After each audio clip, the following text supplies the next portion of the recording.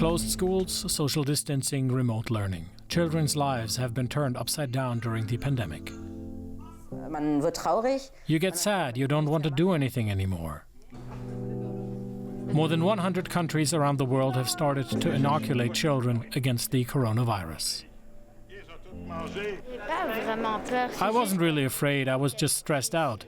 It might help the planet feel better. Once everyone is vaccinated, the majority of countries, they will finally allow us to beat COVID. Some parents are on the fence about the jab. But for many families, vaccination is the silver lining after months of living under pandemic stress.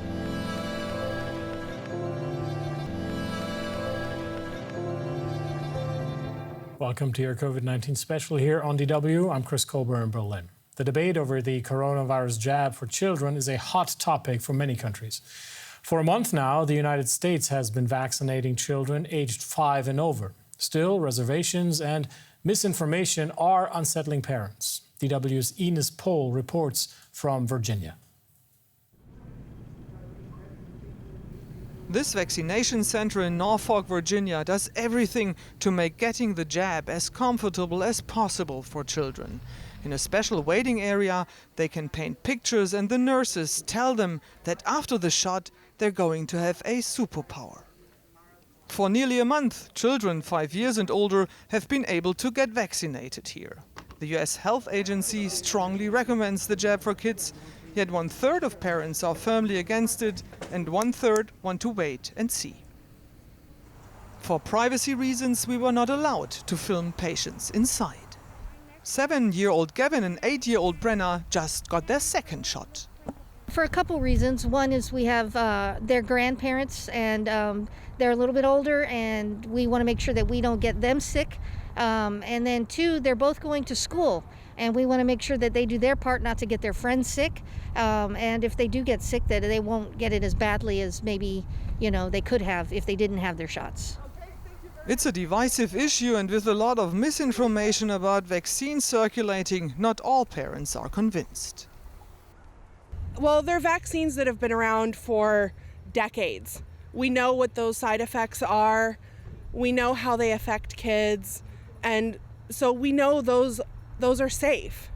This vaccine came out so quick that I think with more time, more studies and everything, I think it could potentially be helpful. Just right now, I don't think there's really been enough time or enough evidence. I think because it's the unknown. They really don't know what's in it, but even though we get a flu shot every year, they're just hesitant about getting one. Dr. Jabari is responsible for the vaccination program in Norfolk and knows how to address these concerns. And we let parents know that this has been studied, and certainly over the last few weeks we have a lot more real-time data about the safety and efficacy of these vaccines. It's important for people to make those decisions based on good information. But at the end of the day, we have to respect personal autonomy as well. The state of Virginia also sends vaccination buses directly to schools to get the jab out to as many kids as possible. For more, let's bring in Kausar Talat. She's an infectious disease physician and vaccine scientist at Johns Hopkins University. Welcome back to the program, Kausar. We heard in the report that some parents fear the COVID vaccine might have been put together too hastily. Is that the most common reservation towards the jab for kids? That's one of the reservations, although in reality, this is a vaccine that has been in development for years, even before we knew that SARS-CoV-2, the virus that causes COVID, even existed.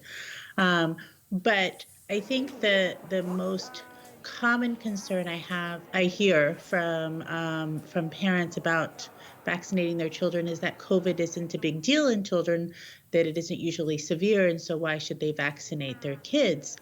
And my answer for that is yes, most kids do fine if they get infected with COVID, but some kids get really, really sick. Some kids develop that syndrome called multisystem inflammatory syndrome that can leave them in the hospital with multiple organ failure. Hundreds of children have died in the United States from COVID. Children have died from MIC. Children can get long COVID. So COVID can be very, very severe in children, even though it is less likely to be so than in adults. So vaccination can be crucial here. Which side effects of the vaccination among young children do you observe? Luckily, because the dose in young children is lower than it is in older children or in teens or adults, the side effects are pretty mild. The most common side effect is pain at the injection site. There may be some fatigue, maybe headache. The rate of fever is actually less than half of that we see in older kids and adults. So the vaccines is very well tolerated. Most of these side effects are gone within a day or two. Now, of course, experts are very concerned now about the Omicron variant. The WHO saying it poses a high risk globally. How could this virus variant affect children's health? Well, we're still learning a lot about this virus. There's much that we don't know. And so but we do know is that it seems to have spread very, very quickly. And one of the best ways to protect anybody against this variant is to vaccinate as many people as possible, and that includes children. Which is more important now, though, vaccinating adults or children in this situation? Yeah, I think in general, adults have more severe disease from COVID. And so if you are in a place where there is limited vaccine, I would vaccinate adults first. However, I think that the world really has failed in many ways to make sure that everybody has access to vaccines. And so we need to work really hard to make sure that vaccines are available everywhere so people don't have to choose who to vaccinate, that everybody who wants a vaccine can have a vaccine. The United States, Canada, and Israel have been starting vaccinating children between the ages of 5 and 11. The EU watchdog for medication has given their thumbs up to the vaccine as well. What has been the response in the United States to these vaccinations? For the most part, they've been fabulous. Many parents, well, including me, wanted to get their kids vaccinated, in part to keep them healthy, but also to keep them in school. If kids are vaccinated and the majority of kids in the school are vaccinated, then the virus is far less likely to be transmitted in the school. Kids don't have to stay home if they get sick. They don't have to quarantine if somebody else in their classroom is sick. And so, I think most parents really are excited to keep their kids healthy, keep them in school and learning and having normal activities. But for some, it is a tough call to make. Let's say if I have a 4-year-old kid and I'm worried that she might contract the virus, should I get her vaccinated even if the jab is only for kids 5 years and older? No, the vaccine currently is only authorized for children 5 years and older. We will hopefully have vaccines for kids under 5 soon, but I would not get a child who isn't old enough to be vaccinated yet. Kausar Talat, infectious disease physician and vaccine scientist at Johns Hopkins University. Thank you for being back here on DW. Thank you very much. And speaking about variants, people have been worried about them since the pandemic began. Now, that is a question our science correspondent Derek Williams tackled back in February. As the SARS-CoV-2 virus inevitably continues to mutate, could it also mutate to become less deadly? This is complicated, but here goes. The short answer is yes, that could happen, and we hope it will, but there's no guarantee. Scientists used to believe that pathogens always evolved to grow less deadly because it was thought a deadly disease is an ineffective disease. The reasoning was that if a pathogen kills its host, especially if it kills that host quickly, then it lowers its own chances of being passed on. So less deadly, more transmissible variants should have an evolutionary advantage, right?